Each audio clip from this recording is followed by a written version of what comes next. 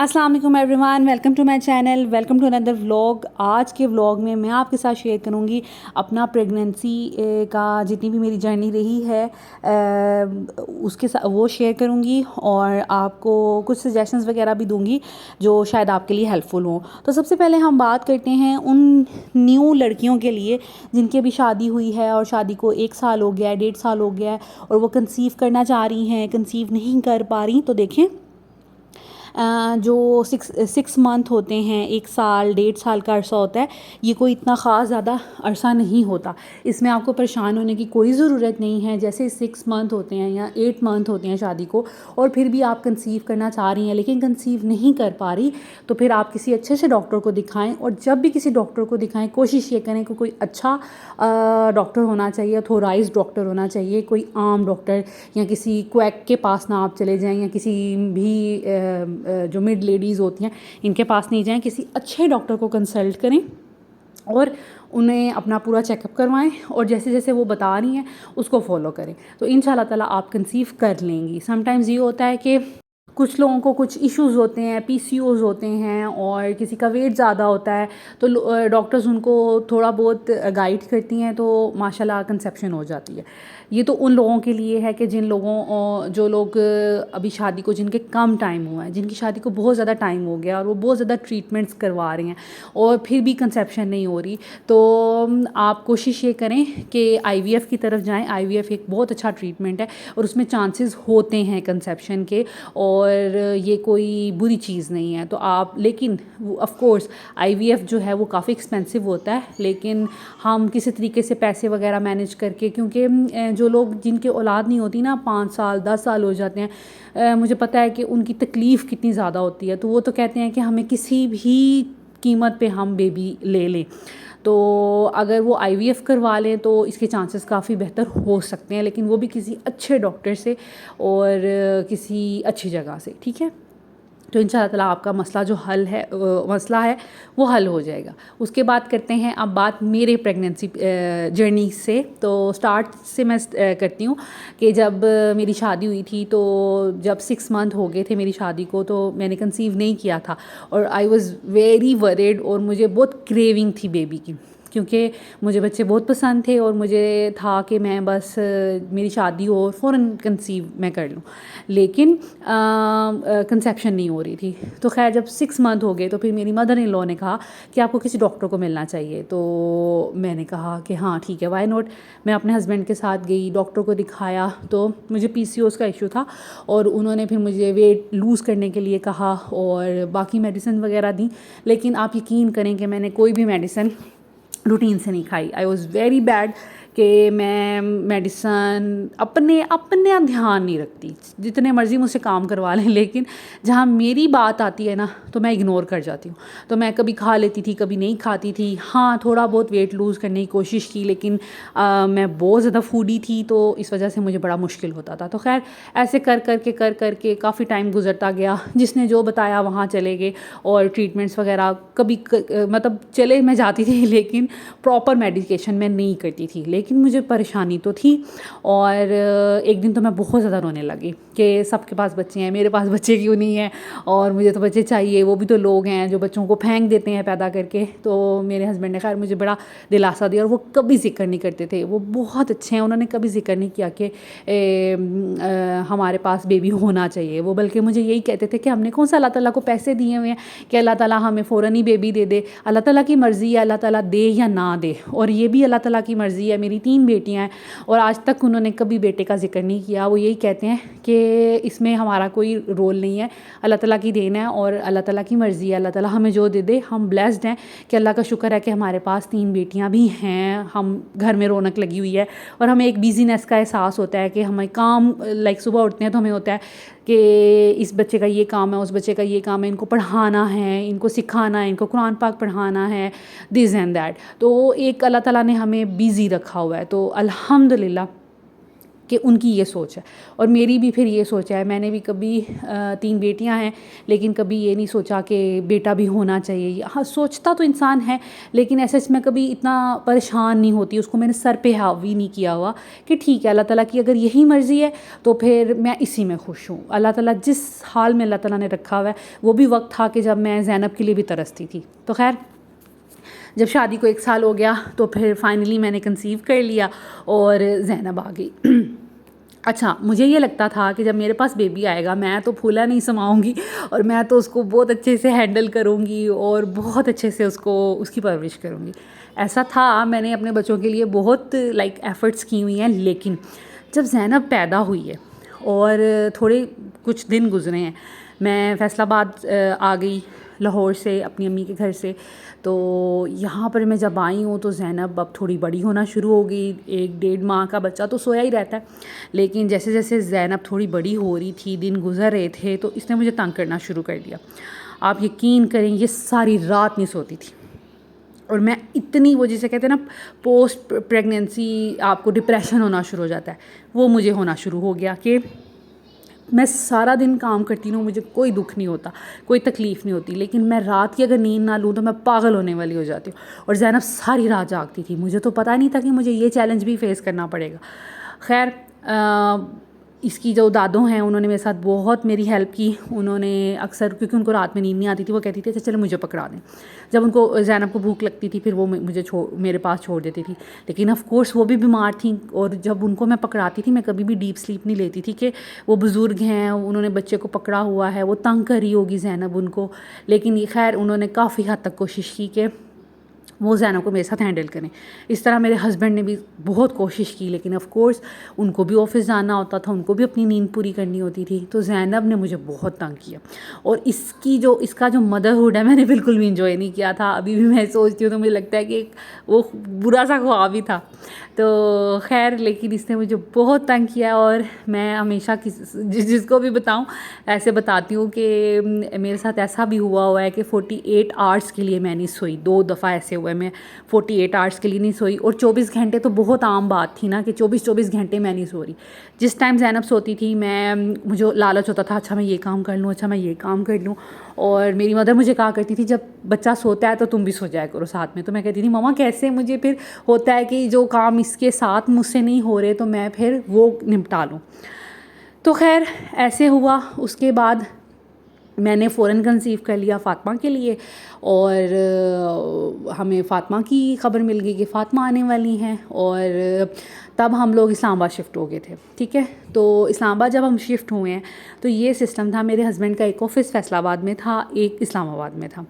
तो हम 15 डेज़ इस्लामाबाद में रहते थे, 15 डेज़ हम फैसलाबाद में रहते थे और पूरी प्रेगनेंसी 15 दिन हम फैसलाबाद, 15 दिन इस्लामाबाद। पैकिंग, अनपैकिंग, मेरे पाँव की स्वेलिंग और ज़ैनब गाड़ी में, क्योंकि ऑफ़ कोर्स हस्बैंड ड्राइव करते थे तो ये मेरे पास ही बैठी रहती थी और मुझे इतनी मुश्किल होती थी कि मैं ज़ैनब के साथ गाड़ी में बैठी हूँ, प्रेग्नेंट हूँ, पाँव मेरे सूजे हुए हैं, थकावट हो रही है। और तब हमारे पास मेहरान गाड़ी होती थी और वो बहुत टाइट सी गाड़ी होती है, उसमें प्रॉपर इतनी स्पेस भी नहीं होती कि इंसान खुला होके बैठ जाए। तो खैर ये सारा चीज़ें मैंने बर्दाश्त की। उसके बाद जैसे ही 8 मंथ हुआ, मैंने अपनी अम्मी की तरफ चली गई कि बस अब मैं मज़ीद ट्रैवलिंग नहीं कर सकती, तो अब मुझे जाना है मदर के पास। तो मामा के पास चली गई। ज़ैनब भी तब छोटी थी तो मामा बहुत अच्छे से हैंडल कर लेती थी। और उसके साथ साथ ये होता था कि मेरी फ़र्स्ट डिलीवरी भी मामा के पास हुई थी, क्योंकि मुझे ये था कि मेरी मदर इन लॉ बीमार रहती हैं तो वो तो अच्छे से टेक केयर ऑफ़ नहीं कर सकती, पहला बच्चा है, पता नहीं क्या क्या कुछ करना होता है। तो मैं फिर, और जो मेरी सिस्टर इन लॉज थी उनकी भी शादियाँ हो गई थी, तो इस वजह से फिर मैं अपनी मदर के पास चली गई। खैर मामा ने पहली दफ़ा भी बड़ा अच्छा संभाला, दूसरी दफ़ा भी बड़ा अच्छा संभाला और उधर जाके मुझे बहुत रिलीफ़ मिला। ज़ैनब भी ध्यान लग जाती थी और मुझे रेस्ट का भी टाइम मिल जाता था और हर चीज़ हुई मिलती थी, लेकिन मैं एक्टिव रहती थी। मामा मुझे यही कहती थी कि आपने एक्टिव रहना है और आपने सारे काम मैं कर लूँगी, बस बैठ के नीचे पोछा आपने लगाना है। तो पोछा भी मैं लगाती होती थी। तो खैर ये कि एक्टिव मैं रहती थी, इसी तरह काम कर रही हूँ, कपड़े सी रही हूँ, सफाइयाँ कर रही हूँ, सारे ईच एंड एवरीथिंग। तो अल्लाह का शुक्र है कि अच्छा रहा। फ़ातिमा ने मुझे बिल्कुल तंग नहीं किया। फ़ातिमा की प्रेगनेंसी में मुझे बहुत मसले हुए क्योंकि मैं अच्छी डाइट नहीं लेती थी, मैं अपनी मेडिसिन रेगुलरली नहीं लेती थी। तो फ़ातिमा की प्रेगनेंसी में मुझे इतनी तकलीफ़ें होती थी कि मैं अक्सर रोना शुरू हो जाती थी कि मैं अपने हस्बैंड को कहती थी मैं दिन गिन गिन के पूरे कर रही हूँ कि कब बेबी डिलीवर हो और कब मैं अच्छा फ़ील करूँ। क्योंकि पहला बच्चा हुआ, पहले बच्चे की दफ़ा ये होता है कि आप फुल ऑफ एनर्जी होते हैं, आप बड़े एनर्जेटिक होते हैं, आपकी अभी लाइफ में नया नया बच्चा आता है, आपको कोई कमज़ोरी कुछ भी नहीं होता। सेकंड बच्चे की दफ़ा अगर आप अपनी प्रॉपर डाइट ना लें, आप एक गैप ना रखें, तो ऑफ़ कोर्स आपको मसले होते हैं। तो मैंने छिले में भी कुछ भी नहीं खाया, लाइक जो होती हैं चीज़ें, क्योंकि मैं बड़ी गंदी बच्ची थी तो इस वजह से मैंने कुछ नहीं ऐसे चीज़ें खाई। तो खैर मुझे और फ़ौरन ही फ़ातिमा कंसीव हो गई, एक गैप नहीं मिला, हील नहीं मैं अच्छे से मेरी बॉडी हुई। तो उससे ये हुआ कि फ़ातिमा की दफ़ा मैं ज़रा सा भी मूव करती थी तो मुझे ऐसा लगता था कि बॉडी में करंट लग रहा है। तो खैर उसकी प्रेगनेंसी बहुत बुरी गुजरी, लेकिन फ़ातिमा इतनी अच्छी बच्ची थी, इसने मुझे एक दिन नहीं तंग किया। फ़ातिमा सुबह 7 बजे उठ जाती थी, वो मेरी टाइमिंग थी, और रात में भी उसने 8-9 बजे सो जाना, सारी रात सोए रहना, सिर्फ दूध के लिए थोड़ा सा उठना और फिर हम लोग उसको दूध दे देते थे और माशाल्लाह वो फिर सोई रहती थी सारी रात। तो मुझे वो बहुत अच्छी लगती थी कि भाई इसने मुझे तंग नहीं किया। तो खैर वो पूरा टाइम गुज़रा। उसके बाद अब इज़ा जब पैदा हुई है तो इज़ा और फ़ातिमा का गैप आई थिंक 3 इयर्स का है, 3.5 इयर्स का। तो काफ़ी टाइम गुज़र गया, मेरी बॉडी बहुत अच्छी हील हो गई और उसमें ये था कि मैंने सोचा कि 2 बच्चों की दफ़ा जो मेरा एक्सपीरियंस रहा, अब मैंने अपनी डाइट अच्छी करनी है। मैं पहले दूध बिल्कुल नहीं पीती थी, मैं पहले फ्रूट्स बिल्कुल नहीं खाती थी, इन चीज़ों से मैं भागती थी, बस रोटी सालन एंड दैट इज़ इट। उसके बाद मैंने क्या किया, मैंने आदत डालना शुरू की, दूध पीना शुरू किया, और जब मैंने प्लान कर लिया कि अब हम 3rd बेबी अब प्लान करेंगे, तो फिर मैंने उससे थोड़ी देर पहले ही 2-3 माह अपनी बहुत अच्छी डाइट रखना शुरू की कि अगर कंसीव करना है तो फिर ये ना हो कि प्रॉब्लम हो। तो इस वजह से मैं फिर अपनी डाइट मैंने अच्छी की। उसके बाद प्रेगनेंसी में जो फ़ाइज़ा की प्रेगनेंसी है, मैंने अपनी मेडिसिन भी रेगुलरली आलमोस्ट खाई हैं और डाइट अच्छी रखी है। और मेडिसिन यही मैं खाती थी, ये कैल्शियम की टैबलेट और ये जो फीफोल के होते हैं कैप्सूल, ये आयरन इसमें होता है, वाइटामिन्स होते हैं, फॉलिक एसिड होता है, तो लाइक ये कंप्लीट पैकेज है ये। और साथ में आप अपना कैल्शियम डेली लें। कंसीव करने के लिए लाइक जब आप प्रेग्नेंट हो जाते हैं, आपके लिए बहुत इंपॉर्टेंट है कि आप अपने कैल्शियम और आयरन की डेफिशिएंसी ना होने दें, ठीक है। उसके बाद आप फिर ठीक रहते हैं अगर आप डाइट वगैरह अपनी लेते हैं अच्छी प्रॉपर डाइट आपने लेनी है, कंप्लीट डाइट जो बेसिक डाइट होती है वो आप गूगल करके देख लें। आपकी डाइट में कार्बोहाइड्रेट्स भी होने चाहिए, आपकी प्रोटीन भी होने चाहिए और मिनरल्स भी होने चाहिए, वाइटामिन्स भी होने चाहिए, ये सब चीज़ें होनी चाहिए, ठीक है। तो डाइट आपने बहुत अच्छी रखनी है, फिर आपको कोई मसला नहीं होगा। और मेडिसिन रेगुलरली खानी है और प्रेगनेंसी में कोई परहेज़ नहीं होता। देखें, मुझे एक दफ़ा मैं एक डॉक्टर के पास गई तो मुझे बड़ी अच्छी, जब मैंने ज़ैनब की दफ़ा कंसीव कर लिया तो मैं डॉक्टर के पास गई तो मैंने उनसे पूछा कोई परहेज़ कुछ इस तरह, तो उन्होंने मुझे एक ही बात की, बेटा आप प्रेग्नेंट हैं, आप बीमार नहीं हैं। तो मुझे उनकी बात बहुत अच्छी लगी कि वाकई प्रेगनेंसी एक ब्लेसिंग है, नेमत है अल्लाह ताला की, ये कोई बीमारी नहीं है। उन्होंने कहा आप कुछ भी खाएं पिएं, ठीक है, लेकिन बस अपनी मेडिसिन आप अच्छे से रखें। जिस चीज़ से आपको कोई इशू होता है, एसिडिटी, बर्निंग वगैरह, उसको थोड़ा आप इग्नोर करें। बाकी ये कि आप जैसे मर्ज़ी चलें फिरें, जो मर्ज़ी काम करें, कोई इशू नहीं है। और आप यकीन करें, आपने मुझे देखा है, मेरे व्लॉग्स देखे हैं, आपको बहुत लेट पता चला है कि मैंने कंसीव किया। उससे पहले मैंने घर की सफाइयाँ कर रही हूँ, सारे काम कर रही हूँ, हर चीज़ कर रही हूँ, स्टिचिंग, कुकिंग, बच्चों को पढ़ाना, ईच एंड एवरीथिंग मैं ख़ुद करती हूँ, आपको सब पता है। और वो इसीलिए करती हूँ कि एक तो मैं डाइट पे कंप्रोमाइज़ नहीं कर रही, और दूसरा ये कि मेडिसिन हाँ थोड़ा बहुत कभी मिस हो जाता है, लेकिन कोशिश ये करती हूँ कि एटलीस्ट खाती पीती रहूँ मेडिसिन और उसका लाइक इग्नोर ना करूँ। तो बाकी ये कि हाँ ऑफ़ कोर्स प्रेगनेंसी है तो इश्यूज़ होते हैं, आपकी आवाज़ लाइक जैसे सांस बात करते करते सांस चढ़ता है, एचबी लेवल थोड़ा लो हो जाता है, आप मेडिसिन वगैरह लेते भी रहें लेकिन फिर भी एचबी वगैरह लो हो जाता है, तो वो आप अपने डॉक्टर से कंसल्ट करें। डाइट अच्छी रखें, मेडिसिन मेरे कहने पे ये नहीं खानी, आपने अपनी डॉक्टर के कहने पे खानी। अगर प्रेगनेंसी में आपको, क्योंकि कुछ लोगों को डायबिटीज़ हो जाती है, कुछ लोगों का ब्लड प्रेशर का मसला है, कुछ लोगों के और कोई मसले मसाइल हो सकते हैं, तो वो फिर आपने अपनी तबीयत के हिसाब से डॉक्टर से पूछना है, ठीक है। खाने में अंडा लाजमी लें, गर्मी हो सर्दी हो कोई ताल्लुक़ नहीं है अंडा खाने का। आप 24 घंटे में कभी भी अंडा खा सकते हैं, आप 12 महीने अंडा खा सकते हैं, कोई इशू नहीं। ये गलत बात है, अंडा गर्म होता है, नहीं खाना चाहिए, गलत बात। अंडा डेली मैं एक खाती हूँ, मुझे फिर सेटिस्फेक्शन होती है कि हाँ भाई मैंने अंडा खा लिया। उसके बाद कोशिश करें हफ्ते में 2 दफ़ा गोश्त खाएं। गोश्त आप देख लें, ज़रूरी नहीं है कि आपने मटन ही खाना है, रेड मीट खाना है, वो तो बीफ का भी होता है। आपने खून अपना बनाना है, अपनी जान बनानी है, आपने अपनी प्रोटीन आयरन की डेफिशिएंसी नहीं करानी, इसलिए आप रेड मीट खाएं। वो बहुत अच्छी चीज़ है, उसमें आप बीफ खा लें, ठीक है, जो इकनॉमिकल है, हफ्ते में 2 दफ़ा खा लें। फिर अगर बहुत सवेर आयरन की डेफिशिएंसी है, कलेजी बहुत अच्छी चीज़ है, वो खाएं। और इसके अलावा ज़रूरी नहीं आप चिकन ही खाते जाना है या फिर आपने मटन ही खाते जाना है, गोश्त ही खाते जाना है। देखें, बैलेंस डाइट के बारे में क्यों कहते हैं, क्योंकि आपकी बॉडी को हर चीज़ की ज़रूरत है। एक चीज़ की ज़्यादती भी हो जाएगी तो वो भी गलत है हमारे लिए, तो इसलिए गोश्त भी खाएं, सब्ज़ियाँ भी खाएं, दालें भी खाएं। हाँ, दालें समटाइम्स आपको गैस वगैरह कर देती हैं, तो उससे आप देख लें कि आपको वो खानी है कि नहीं खानी, सूट कर रही हैं कि नहीं कर रही, ठीक है। बर्निंग नहीं होनी चाहिए, आप अनकंफर्टेबल नहीं होने चाहिए, तो ये इस चीज़ का आप ख्याल रखें। उसके बाद आपने सब्ज़ियाँ में मिनरल्स होते हैं, बहुत थोड़ी क्वांटिटी में होते हैं और हमारी बॉडी को भी बहुत थोड़ी क्वांटिटी में चाहिए होते हैं। अगर हम नहीं खाएंगे सब्ज़ियाँ, सैलड और इस तरह की चीज़ें, तो फिर ऑफ कोर्स उनकी कमी हो जाएगी, फिर जोड़ों में दर्द होना शुरू हो जाता है, उठने बैठने में मुश्किल होती है, तो इस तरह की छोटी छोटी चीज़ें आप में फिर आना शुरू हो जाती हैं। तो कोशिश ये करें कि अपनी डाइट में सब्ज़ियों को भी शामिल करें, कच्ची सब्ज़ियाँ खाएँ, जो सीज़न में है वो खाएं। इसके अलावा आपने क्या करना है कि कोशिश ये करनी, फ्रूट्स खाएं।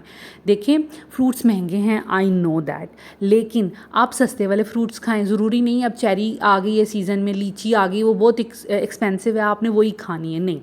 आप सेब खाएं, केले खाएं, जो चीज़ें सस्ती हैं। अब आई नो कि केले भी महंगे हुए हैं, लेकिन कोशिश ये करें कि अपना पोर्शन ज़रूर रखें। देखें, दवाइयाँ खाने से बेहतर है कि आप अपनी ग़िज़ा अच्छी रखें, और अपने लिए नहीं, ये आपने खाना है, इससे आपको फ़ायदा नहीं होना, इससे आपके बेबी को फ़ायदा होना। जैसे हम कहते हैं ना कि अच्छा हम नहीं खाते ये चीज़, हम फ़लाने बच्चे के लिए रख देते हैं, उसको पसंद है ये चीज़, फ़लाने बच्चे के लिए रख देते हैं। मदर्स ऐसे करती हैं ना। तो अब देखिए, अगर आप ने कंसीव किया हुआ है तो आपके उस बच्चे को भी तो आपके खाने की ज़रूरत है ना। आप यही समझें कि इस बच्चे ने अभी डेवलप होना है, इसमें कोई कमी ना रह जाए, दैट्स वाई हमने इसको प्रॉपर डाइट देनी है। तो इस वजह से यही सोच के खा लिया करें, आपके खाने से आपको कम लगेगा, उसको ज़्यादा लगेगा। तो ये सोच के अगर आप खाएंगे ना तो खाने को भी दिल करेगा, और दूसरा ये कि फिर रिग्रेट भी नहीं होगा। तो अपनी डाइट अच्छी रखें, फ्रूट्स खाएं, जो सस्ते फ्रूट्स हैं वो खाएं। मैंगोज़ आजकल ठीक प्राइस पे मिल रहे हैं। इसके अलावा तरबूज है और सेब हैं। सेब ग्रीन वाले इतने सस्ते मिलते हैं, लोग उनको पूछते नहीं हैं, लेकिन मुझे इतने पसंद है, इतने जूसी होते हैं। वो वाला आप ग्रीन एप्पल खाएं, और इस तरह की जो जो अवेलेबल हैं ईज़िली, वो फ्रूट्स ज़रूर दिन में एक आपने पोर्शन रखना है, ठीक है। तो इस तरह अपनी डाइट को मैनेज करें। और इसके अलावा आप दूध ज़रूर पिएं, डेयरी प्रोडक्ट लाइक देसी घी खा लें, नाश्ता उसमें बना लें, थोड़ी रोटी को लगा के खा लें, किस तरीके से देसी घी खा लें। इसके अलावा आप मक्खन वगैरह भी थोड़ा बहुत डाइट में, दही बहुत अच्छी चीज़ है, आपके पेट को बड़ा सही रखता है, कॉन्स्टिपेशन नहीं होने देता, और बड़ा बेस्ट चीज़ है, ठीक है। तो दही का इस्तेमाल अपनी खुराक में रखें। इसके अलावा अपनी मेडिसिन जो डॉक्टर ने कही हैं वो लाजमी खाएं। तो आपका इंशाअल्लाह ये जर्नी बहुत अच्छी गुजरेगी अल्हम्दुलिल्लाह। मेरी आप देखते हैं कि मैं कितने काम करती हूँ और अल्हम्दुलिल्लाह चल फिर रही हूँ, इसीलिए कि मैं अपनी डाइट पे बहुत ध्यान दे रही हूँ और अपनी मेडिसिन पे ध्यान दे रही हूँ, खा रही हूँ मेडिसिन, और अल्लाह का शुक्र है कि 3 बच्चों को संभाल रही हूँ। अब 4th प्रेगनेंसी है, इसमें भी अल्हम्दुलिल्लाह प्रॉब्लम्स होती हैं, दर्दें होती हैं, समटाइम उठा ही नहीं जाता, समटाइम चला ही नहीं जाता। उठने बैठने में हस्बैंड को कभी कहती हूँ आप प्लीज़ मुझे उठा दें, फिर वो सहारा दे के उठाते हैं। तो मेरे साथ भी सब कुछ चल रहा है बिहाइंड द कैमरा।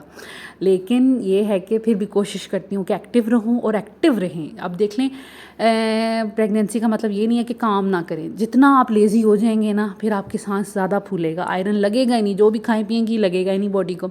चलते फिरते रहें, काम करते रहें। मैं एंड तक काम करती रहती हूँ ताकि मैं एक्टिव रहूँ। मुझे बहुत डर लगता है कि मेरा ऑपरेट ना हो। तीनों बच्चे मेरे नॉर्मल डिलीवरी से हुए हैं और अभी भी मेरा यही है कि नॉर्मल हो। बाकी अल्लाह ताला की मर्ज़ी है और अल्लाह ताला ही डिसाइड करेंगे कि बच्चे ने किस तरह दुनिया में आना है। बाकी ये कि अपनी विल रखें कि भाई मैंने नॉर्मल डिलीवरी करनी है, उसके लिए एक्टिव रहें, काम करें। कामों से कोई ताल्लुक़ नहीं प्रेगनेंसी का। फ़र्स्ट ट्राइमेस्टर में होता है कि आपने थोड़ा रेस्ट करना है, क्योंकि अभी इनिशियल स्टेज होती है तो उसमें आप रिस्क नहीं ले सकते। दूसरे तीसरे ट्राइमेस्टर में आप काम करें, अपने एक्टिव रहें, उठें फ़ौरन। अब मैं प्रेग्नेंट हूँ, समटाइम बच्चे कोई चीज़ मांगते हैं, मेरे हस्बैंड पास बैठे होते हैं, मैं उनको नहीं कहती कि आप उठ के बच्चों को ज़रा ये चीज़ दे दें। मैं फ़ौरन उठती हूँ, मैं कहती हूँ क्यों मैं उनको कहूँ, क्योंकि मुझे एक्टिव रहना है। अभी मैं एक्टिव रहूँगी तो मेरे लिए अच्छा है। तो इस तरह कोशिश करें, काम करें और हाँ, रुक रुक के रेस्ट कर करके, ये मैं पहले भी आपको कहती हूँ कि थकते नहीं होते, अपने आप को अजियत नहीं देते। एक काम कर लें, थोड़ा रेस्ट कर लें, 10-15 मिनट कमर सीधी कर लें, फिर दूसरा काम कर लें। इस तरह आप काम करेंगी, कुछ भी नहीं होगा। सारे काम करें, हाँ भारी चीज़ें नहीं उठानी, कोई ख़तरनाक काम नहीं करने। बाकी रूटीन के जो काम हैं, कपड़े इस्त्री करें, कपड़े धो लें, खाना पका लें, बच्चों को देख लें, सब कुछ करें। सब कुछ आपके लिए हलाल है, जो भी आप कर लेंगे। सो जितना आप एक्टिव रहेंगे आपके लिए बहुत अच्छा है, बेबी के लिए भी बहुत अच्छा है। और पानी का इंटेक, लिक्विड्स का इंटेक भी बहुत आपके लिए अच्छा है। उससे बच्चे की मूवमेंट भी अच्छी होती है और बच्चे की पोजीशन भी अच्छी होती है। तो या this is it. I hope कि आज का व्लॉग आपको अच्छा लगा होगा। ये व्लॉग भी बहुत रिक्वेस्टेड था, इसलिए मैंने बनाया। तो thank you so much for watching this video. अगर इससे रिलेटेड आपको कुछ और क्वेश्चंस या कुछ और बातें हुई तो मुझे ज़रूर बताइएगा, मैं फिर एक व्लॉग बना दूँगी ताकि आपको मज़ीद इन्फॉर्मेशन मिल जाए।